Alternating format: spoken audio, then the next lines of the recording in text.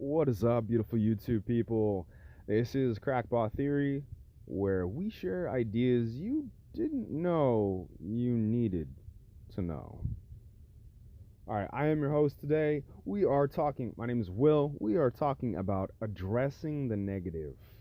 Now, for most of you listening, you probably have no idea what I'm talking about. So, allow me real quick to just kind of break it down so you can understand why this is important and, more importantly, how it's going to help you in your social interactions.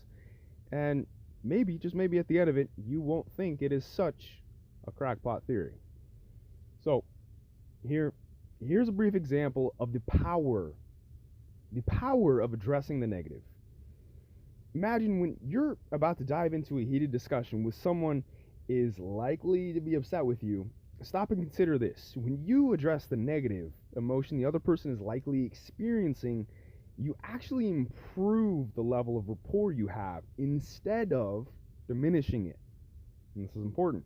We've all been in this situation where we've had an uncomfortable discussion with another person, from being late to an important meeting, asking your boss for a raise, or even closing a vital sale. The elephant in the room, or the unspoken obstacle, is always looming in the background. Better have a good reason for being late, or I'm going to ruin my chances. What if they think I'm being greedy for wanting more money?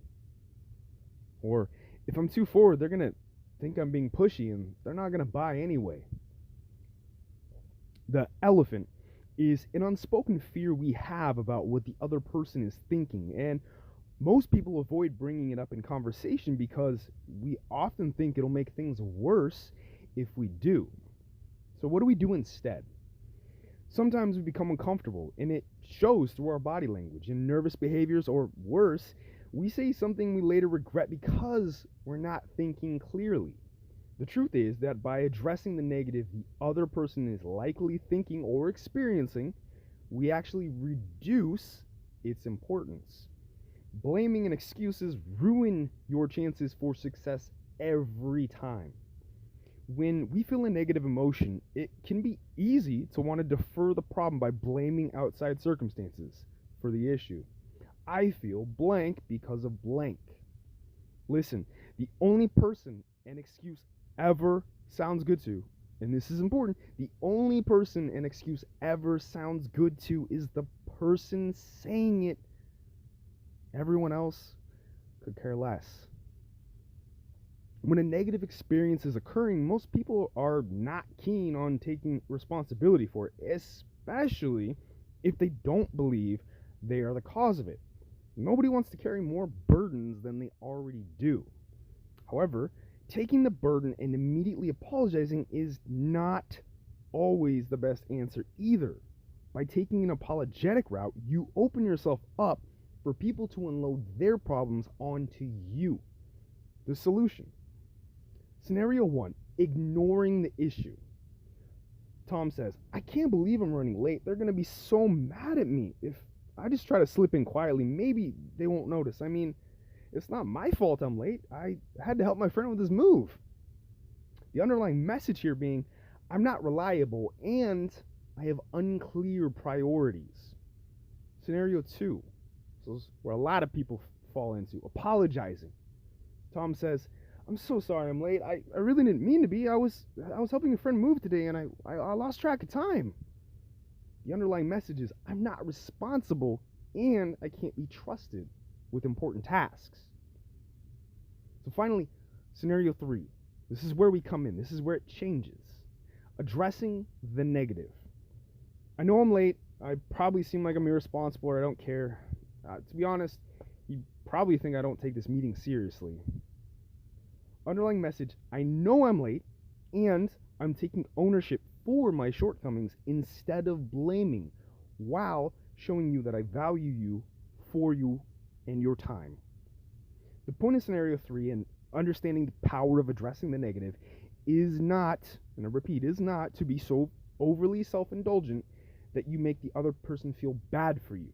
Making the other person feel guilty for you will only have the opposite effect. The goal is to address the negative impression the other person or persons are likely to have of you at the time. While the act of being late may strike a different chord with every person, the underlying theme is the same. I think my time is more important than yours.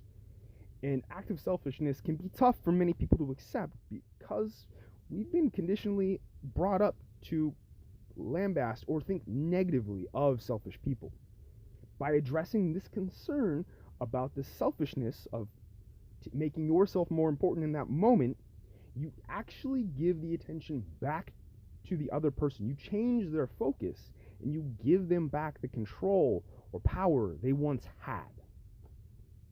So listen, if this is something that you value, you think it's crazy, whatever it is, whatever your thoughts are, maybe I'm just talking to thin air, maybe you think I'm making this all up and it has no real world bearing, I want you to go out and try it. When you are in this situation, instead of cowering in fear or apologizing, ignoring it, pretending it doesn't happen, I want you to address the negative. Like I said, not in an overly, oh, feel bad for me kind of way, but really approach it and say, here's, I know that this is what you're likely thinking of me right now in this situation. Like you listening, you're probably thinking, I know you're probably thinking that I'm crazy and this isn't going to work and I'm just blowing smoke up your ass, right? Like there's no way that this means anything. But I promise you, if you apply this, or maybe if you already have applied this, let me know in the comments, it will change the way that you have these social interactions that are uncomfortable. Anyway, that's all I got. Short one for you today. Again, it's Crackpot Theory. I'm Will.